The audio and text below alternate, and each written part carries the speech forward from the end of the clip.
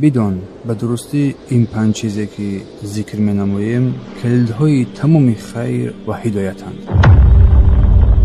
قسم به پروردگاری که معبودی بر حق جز او نیست، هر کسی که با صدق و اخلاص با جد و جهد به این پنج چیز روی بیاورد حتما دلش آرام میگیرد، سینه اش گشوده می شود، کارش آسان میگیرد و برار میگیرد، خیرش می افزاید و برکتش هم بزرگ میگردد.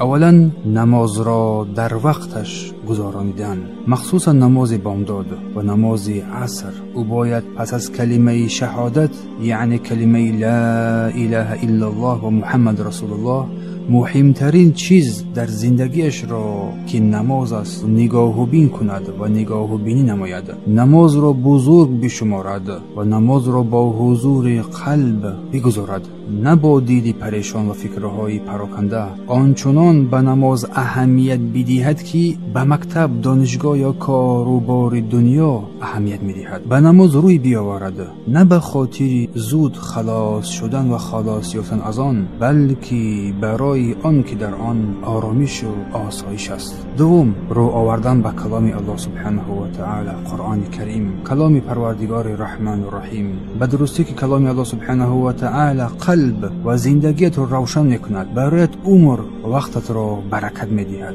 قسم به پروردگار لازم است که هر روز چشمت به خواندن کلام الله سبحانه و تعالی شاد باشد و شاد بگردد، همانطوری که در روز به خواندن پیامک های مردم مینگری و خوشحال و شادان میگردی و تبسم در لبانت هویدا میگردد، همین گونه باید حضور دل در خواندن کلام الله داشته باشی. اگر حتی بعد هر نماز 4 صحیفه از کلام الله را تلاوت نمایی، در یک روز یک جزء از قرآن را به اتمام میرسانی. تنها با 4 صحیفه بعد هر نماز، پس هر کسی که قرآن حیات روزمره او باشد، پروردگار در دانش و علم و وقت او برکت را ارزانی ببخشد. سوم، احسان و نیکویی به پدر و مادر، مخصوصا در آوان کلانسالیشان. الله سبحانه و تعالی میفرماید واعبدوا الله ولا تشركوا به شیئا و بالوالدین احسانا. پروردگارتان را عبادت نمایید و بر او کسی چیزی را شریک قرار ندهید و با پدر و مادر خود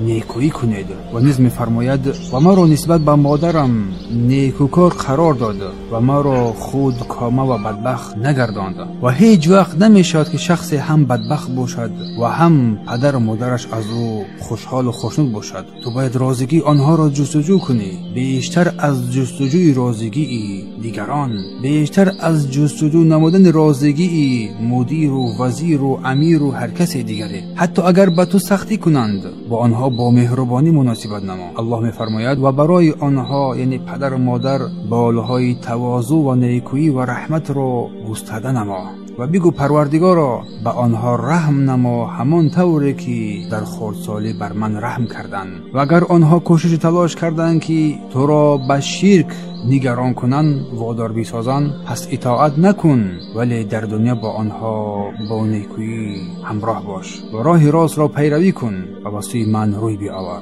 چهارم، ذکر و دعا و یاد پروردگار، به یاد داشتن پروردگار در هر حالت. زبانت همیشه با ذکر یاد پروردگار تر باشد، معطر بگردد با ذکر سبحان الله و الحمد لله و لا اله الا الله و الله اکبر. هنگام راه میروی، هنگامی که انتظاری، هنگامی که در کوچه‌ای، هنگامی که در سفری، هنگامی که خواب میروی، در هر حالت و درستی که ذکر قلب را زنده می‌دارد، غم را دور می‌سازد، برکت را در خاندان تو می‌آورد، بر تو آرامش می‌بخشد، قوت راه بخشش می‌گردد. و هر قدری که ذکرت بیشتر بگردد، قلبت آرامتر و راحت بخشتر و قوی‌تر می‌گردد. پنجم، درود فرستاندن بر رسول اکرم صلی الله علیه و سلم و این عمل سبب آمرزش گناهان بنده می‌گردد، برکت می‌آورد، سختی ها را آسان می‌کند و رزق انسان را زیاد می‌گرداند. حداقل هر روز چند مرتبه بگو اللهم صل علی محمد و علی آل محمد، اللهم بارک علی محمد و علی آل محمد. و بدون هر کس که بر این 5 چیز عمل کند و بر این 5 چیز پیوسته باشد با اخلاص و محبت، به درستی پروردگار دلش را روشن می‌گرداند، کارش را آسان می‌سازد و خیرش را زیاده می‌گرداند. و توفیق از جانب پروردگار عظیم و شان است.